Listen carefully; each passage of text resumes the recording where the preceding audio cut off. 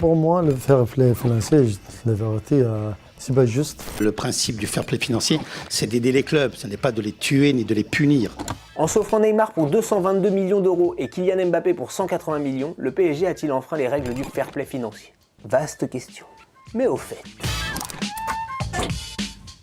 Le fair play financier, c'est une règle que l'UEFA, l'instance dirigeante du football européen, a instaurée en 2011. Le principe est simple. Pour pouvoir participer à une compétition européenne, un club de foot n'a pas le droit d'avoir de dette. Et pour enfoncer le clou, en 2013, nouvelle règle, un club n'a pas le droit de dépenser plus que ce qu'il gagne. Bon, il y a une petite tolérance, on est dans le foot, hein. Donc, à 30 millions de déficit par saison, ça passe. Et c'est donc le respect de ces deux règles qu'on appelle le fair play financier. Le fair play financier a été inventé pour garantir une certaine équité entre les différents clubs de foot européens. Pourquoi? Eh bien parce qu'en 2008, on a vu débarquer à la tête des clubs européens non plus des investisseurs privés, mais carrément des États.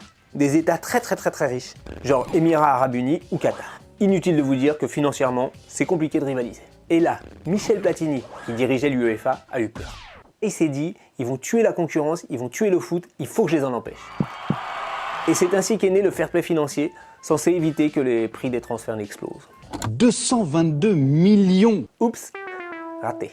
En achetant à Monaco pour 180 millions un joueur de 18 ans, le PSG a fait exploser le marché des transferts. Et ça, c'est pas hyper fair play. Je vous explique. Imaginez que quelqu'un de très riche veuille acheter une tomate parce qu'elle est hyper bonne à quelqu'un qui ne veut pas la vendre parce que justement, elle est hyper bonne. Vends-moi ta tomate. Non, je te l'achète le double du prix. D'accord. Eh bien le lendemain, qu'est-ce qui se passe? Tous les vendeurs de bonnes tomates vont augmenter leur prix. Et du coup, il n'y a que les très riches qui pourront manger des bonnes tomates. Et bien les joueurs de foot, c'est comme les tomates, mais avec un short. Du coup, l'UEFA a ouvert une enquête visant le PSG. Est-ce que le PSG est inquiet face au risque de sanctions? Donc à tous ceux qui se préoccupent de se faire play, je leur dis allez donc vous prendre un petit café et ne vous inquiétez pas pour nous.